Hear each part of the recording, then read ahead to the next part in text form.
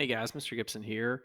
In this video, we're going to discuss the production possibilities curve or frontier. You can call it either way. I like to call it the frontier because it shows a limit. Okay, a frontier as in a limit of the production between two goods. Okay, a couple learning objectives here. Defining the PPC, uh, showing how the PPC relates to a lot of these economic terms that we've either have discussed or currently discussing or will discuss through this video, including inefficiency, efficiency, trade-offs, opportunity cost, and then calculating opportunity cost with a PPC. Um, anyway, some essential knowledge. PPC shows some trade-offs. Again, illustrates a lot of different basic economic terms and talking about opportunity cost, constant increasing, decreasing, and looking at the PPC in those cases, and then talking about how the PPC can actually shift. Okay. All right. So let's go ahead and get started with this. Uh, very quickly present this and talk about some concepts that we're going to go over. This has to do with resource allocation. Okay. Um, how an individual or a country allocates their resources between two goods. Okay, it represents trade offs because again, it's going to be two goods. Okay, how much of one good do you give up versus the the other good? Okay, and that has to do with the opportunity cost. Okay, and then efficiency. Okay, how well can we do? How if we fully utilize our strength and energy and resources, how well can we do? We'll also talk a little bit about, and this is kind of our first time with diminishing returns. And what diminishing returns are it basically says that uh, the first of anything is more productive or better than any subsequent units. Okay, has to do with benefits or employees or labor or capital or anything like that.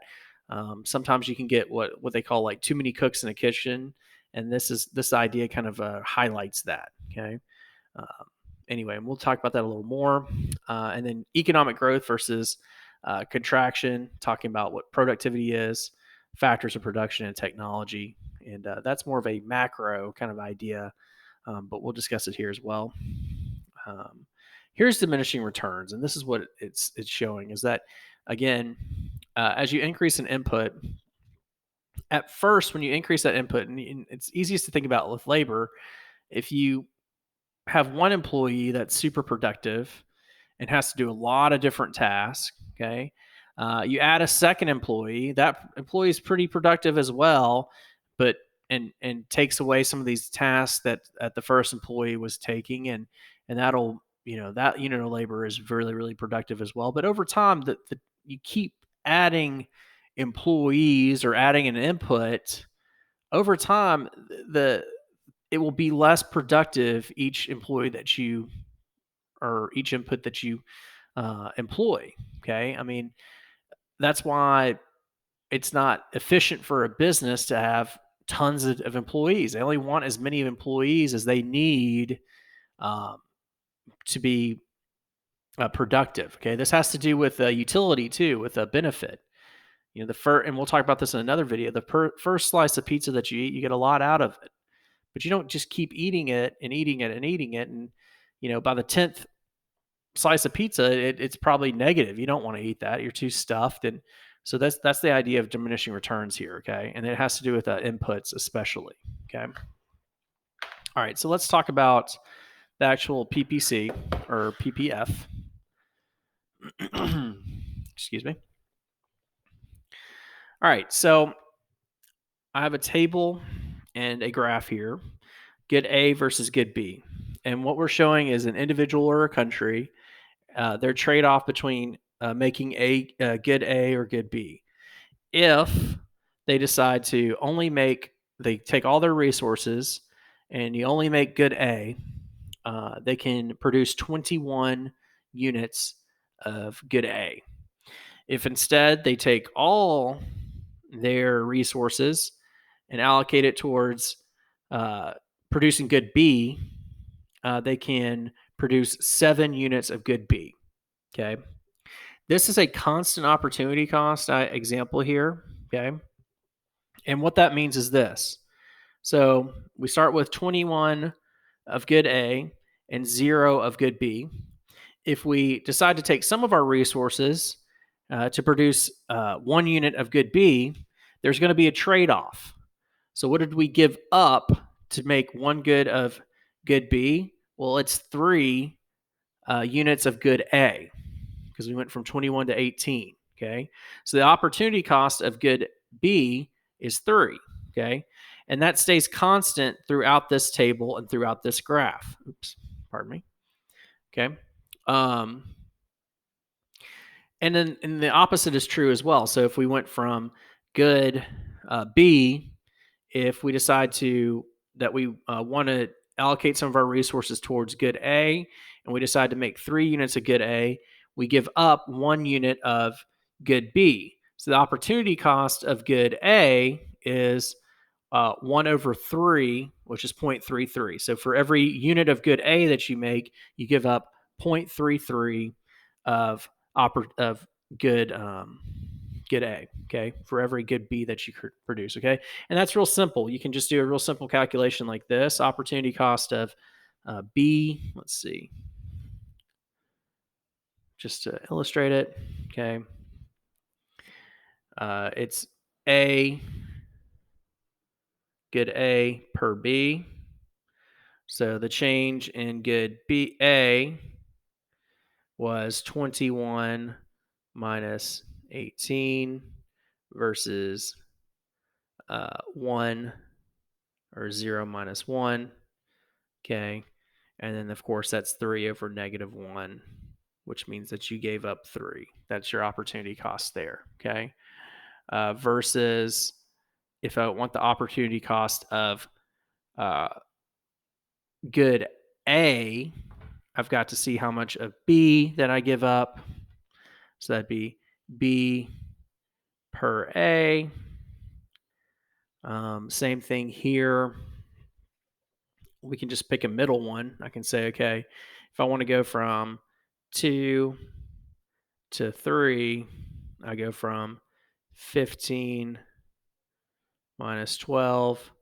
The minus here means that I'm giving up something. So I give up 1 um, or I increase by 1 um, and get 3. So the cost of um, good A is 0.33 because I give up 0.33 of good B to produce A. Okay.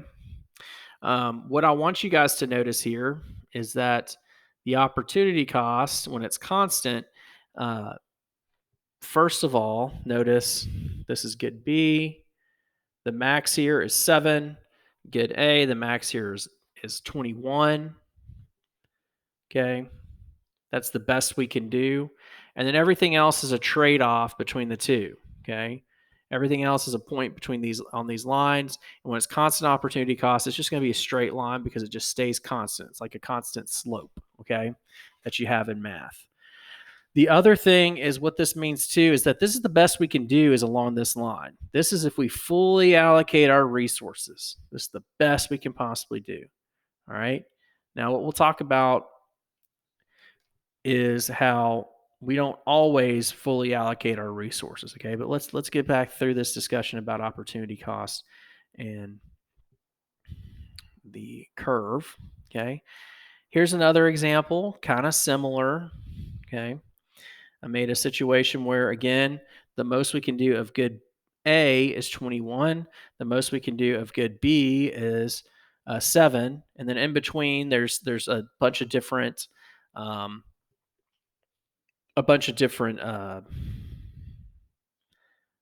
combinations of goods A and B that we can have. But what I did that's a little different in this one is so as I start from 0 of good B and I increase the amount of good B that I make, then the opportunity cost gets larger and larger. Okay, so going from 0 to 1, I don't have to give up very much of A to achieve that. Whereas when I have to give up from 6 to 7, I have to give up a lot more of good A to achieve that. So it shows an increasing opportunity cost. And likewise, when it works in the opposite direction with good A versus good B. Okay. So if I go up here, only give up, I get a 4.5 of good A, but only give up 1 of good B. And we can see that with our opportunity cost. But as we go up, look, the opportunity cost gets more and more. And finally, just to get a little bit more of good A, I have to give up a whole unit of good B. Okay. So again, this is an example of increasing opportunity costs, and it works in both directions. Okay. If we have increasing opportunity costs, uh, for one good as we increase it, it's going to be increasing opportunity costs for the other good as we increase it. Okay. All right. And we'll explain why that might happen um, pretty soon. But what I want to illustrate here is one, both how that looks, okay, with the table and with our opportunity cost, okay, but also how it looks in the graph. And you can kind of roughly see it, but the graph is more or less kind of a, uh, a curve that looks like that, kind of a bow shaped curve like that, okay. And it's not perfectly drawn with the data that I have, but you can kind of tell that there's a curve to this. It's not straight, and it's kind of bent out in a kind of a little, I guess they call that a convex way. Okay. Now, moving on, as you might have guessed, we're going to talk about decreasing in opportunity cost. And in this example, again, uh, max out good A at 21, max out good B at 7. Okay. As we increase the production of good B, the opportunity cost now goes down. Okay.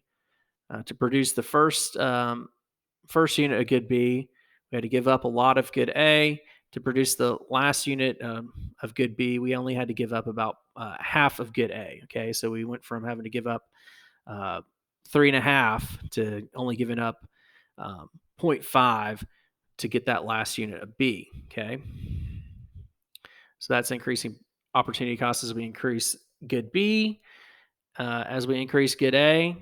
Okay, for that first half of good A, we have to give up a whole unit of B, whereas we get towards the end here, we give up a whole lot of good. We gain a whole lot of good A and only have to give up a unit of good B. And as you guys can see with the calculation, the uh, the opportunity cost is decreasing.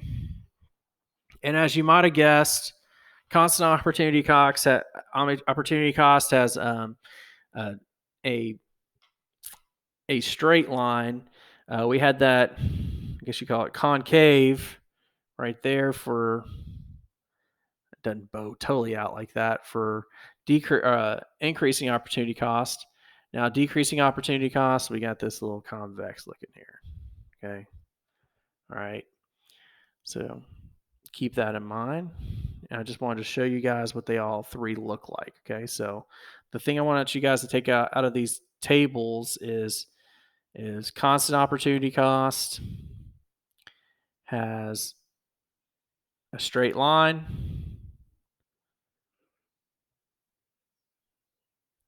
There's our constant opportunity cost. Increasing opportunity cost has more of that, I guess what you call concave, okay? That bow shaped curve or bowed out shaped curve. And then decreasing opportunity cost have kind of that bowed in look to it, okay? All right, so and as you guys can tell, that's just more of a mathematical thing. Okay, we haven't really talked about economic concepts with all that, other than opportunity cost itself. All right, let's continue on with our discussion here. Now that we've seen kind of the mathematical side of it and the tables.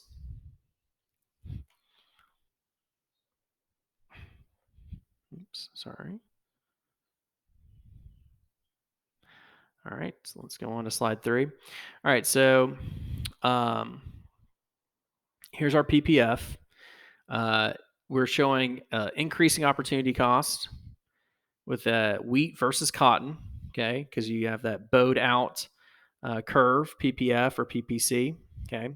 Um, the reason why that would happen is because of diminishing returns, okay, because of diminishing returns. If you allocate more and more of a resource to one uh, one good over the other, the result is less and less output. Okay, um, and as this explains here, okay, so this is more often what you guys are going to see is you're going to see a bowed out opportunity cost or a bowed out PPF, which indicates that there's increasing opportunity costs with the production of each good, and that's due to the law of diminishing returns. Okay, as you employ more and more of an input, more and more inputs towards the production of one good, you get less and less output. That's what's called diminishing returns, and that's what is expressed by an decrease or an increasing opportunity cost, which again will have this bowed out PPF, and that's mostly what we will see. Okay, that's mostly what we will see. Okay, that's pretty more realistic to the real world. A decreasing opportunity cost honestly doesn't make a lot of sense to me. Okay, it is just in the real world, but it is a possibility of something that we could construct theoretically. Okay, and there might be an argument out there for a um, a decreasing opportunity cost. So you just need to be aware of it. More times than not, you're going to have this increasing opportunity cost PPF. Okay. All right. Now let's talk about some different points here. Okay. Again, these are two goods, and we have our increasing opportunity cost bowed out PPF. Okay. Everything along the PPF, A, B, and C, that's us employing our fully utilized resources. It's fully efficient. Okay. We're not leaving any resource unused. Okay. We're employing it fully. Is that realistic? Does that always happen? No, it doesn't. Sometimes resources go underutilized or not utilized at all, and we can be within this PPF, and that's represented by D and E. Okay. Finally, if we employ all of our resources and we end up along this curve at any point along this curve, then that means we can't end up anywhere outside of that curve. Okay. That means point F is not attainable. It's impossible for us to produce that much. Okay. So that's what this production possibilities frontier illustrates to us. Okay. So again, it's the trade off between these two goods. It shows where these two goods are produced, where you can produce these two goods efficiently and how much of that you could produce, what different combinations are fully efficient, what the trade-off would be between those, what's the opportunity cost of one good over the other, how it has increasing opportunity costs and diminishing returns in each direction. Okay. And finally, it shows where resources are not fully utilized and what that would look like. And then finally, what's not attainable. Okay. But we'll talk about how we can obtain F in a later video. Okay. One last thing to talk about, and I'm going to actually escape this real quick. Okay. And we're going to go back to our graphs here. Okay. So these are lines that have stayed static. What I've done here is, if you notice, I have increased how much of good A I can make. Okay. And as you guys can see, this is line, I'm going to kind of finish it out right here. Okay. This is this blue line right here. Okay.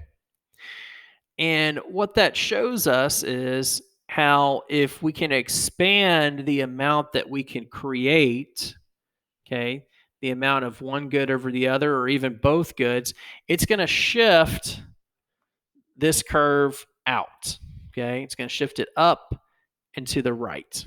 Okay. It's going to shift it up and to the right. In this case, only showed good A increasing. But it also have the same effect if it was just good B that we could improve or increase the production of that, or it also happen if both of them. Okay. Now the one thing I do want you guys to notice too is that for good B, yeah, the whole curve turns to the up and to the right, but we can still only make 7 units of B either way. So the curves both end up at the same point right there. Okay. And that's what will happen if you only have the improvement in one good. Okay.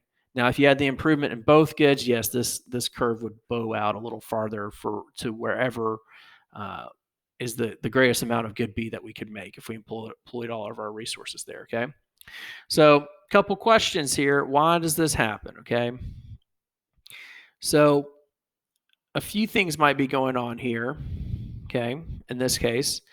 And the main thing is that for some reason, we're just better at producing good A all of a sudden. Okay. No matter what. It could be that we're more productive. Okay. For some reason, there's more folks that can create good A. We've become better at producing it. For some reason, productivity has gone up in good B, for good A. Okay. And a lot of times that reason is technology. Okay. So productivity, how well you're able to produce something has gone up, and it's gone up for good A. And a lot of times that can be technology. Okay. So a lot of times that's the explanation of this shift up and out of our PPF. Okay. The other thing to say about that is when the PPF shifts up and out, that's economic growth. Okay. Because now we're producing amounts of A and B, or just primarily A, that we were never able to produce before. We were into that impossible range for the red line. Okay.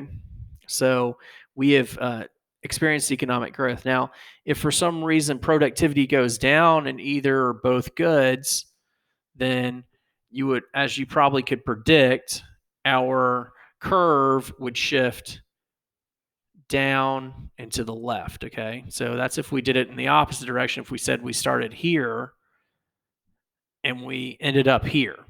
Okay. And again, the reasons for that would be in the opposite direction. It would be lower productivity. We've lost some sort of technology. We've lost some population, some reason that's caused our productivity or how much we can produce of a good or both goods to go down. And we call that an economic contraction. Okay. All right, guys. So let's review what we've gone over. We've defined the PPC or the PPF and some related terms. We talked about trade-offs between two goods. That's what the PPF illustrates. It illustrates the opportunity cost of producing more of one good over the other. Okay. We've talked about within the PPC, those are some inefficiency places where we're not fully employing our resources, versus along the PPC is where we have full efficiency. We've shown how if the PPC goes to the right, up and to the right, that's economic growth, versus left and down is contraction. And then we calculate the opportunity cost between two combinations of goods. Okay, we did that on we did that when we were looking at those tables. Okay, so as you increase by 1 unit the amount of one good, how much of the other good do you give up? Okay, so it'd be like A per B or B per C, something like that. Model of trade-offs associated with allocating resources. Yep, we've talked about that. How we start with two goods, and see how, if as we move allocating resources to the production of one good over the other, what's the trade-off there? Okay, that's what this is illustrating. Theoretically, we could do three goods. That would be in a three-dimensional model. Okay, four goods.